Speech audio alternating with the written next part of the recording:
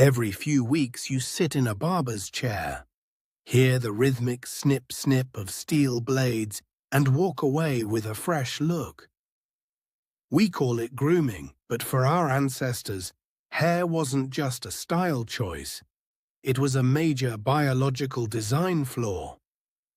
If you never touched it, by age 30, you'd be dragging several feet of tangled, heavy protein behind you everywhere you went. Unlike almost every other mammal on the planet, human head hair just keeps growing. Evolution seemingly forgot to install a stop button. Somewhere along our evolutionary timeline, we kept the hair on our heads to protect our brains from the scorching sun of the savannah. But as our head hair grew longer and longer, it transitioned from a protective shield into a major daily liability.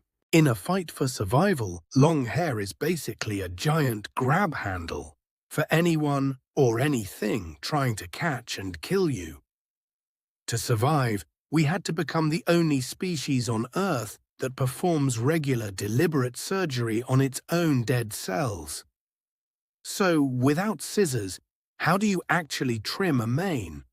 You turn to the sharpest substance on the planet, volcanic glass called obsidian. This glass can be flaked until its edge is literally one molecule thick, significantly sharper than a modern surgical scalpel. Ancient humans used these razor-sharp flakes to saw through hair. It wasn't a spa experience, it was a slow, gritty, and precise process. Using these tools required extreme focus. One slip-up with a stone blade, and you'd be losing a bit of your ear along with your hair. If obsidian wasn't available, our ancestors used flint or even 2 flat stones to simply pinch and snap the hair strands off. But there was a more extreme method: fire. By carefully singeing the ends with a glowing coal, you could seal the hair short.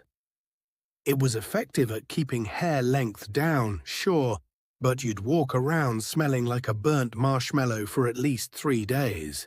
Cutting hair wasn't just about utility, it was our first form of wearable technology. It told your tribe exactly who you were. Your hair was your profile picture. A specific mohawk might signal you were a warrior, ready for battle, or a high-ranking leader. In times of loss, shaving the head entirely was often a powerful, visible sign of mourning that everyone in the tribe understood. By manipulating our hair, we were telling the world that we were no longer just animals. We were people with a distinct culture. And let's not ignore the gross factor.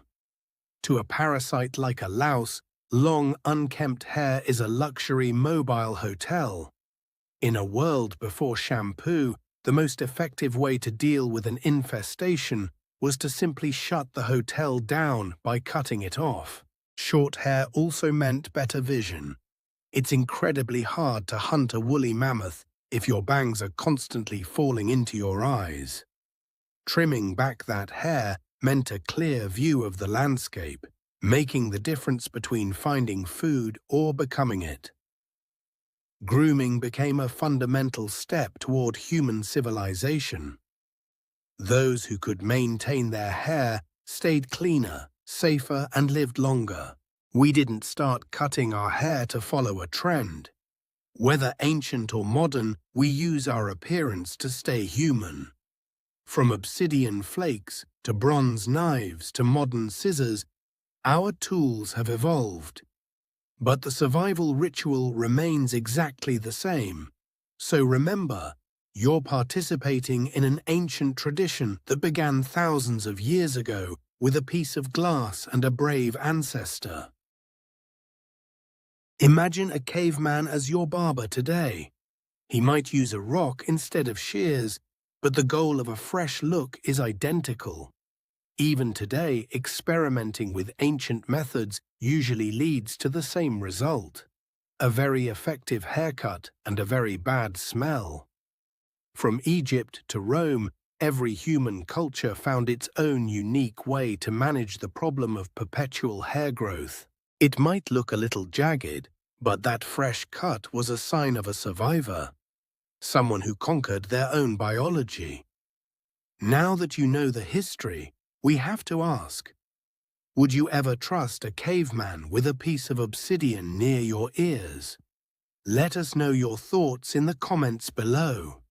And if you love these deep dives into history, make sure to subscribe. This has been a SketchExplainer look at the surprising origins of the things we do every single day. Special thanks to our community for the support. Follow us for more humorous, fresh perspectives on the mysteries of life.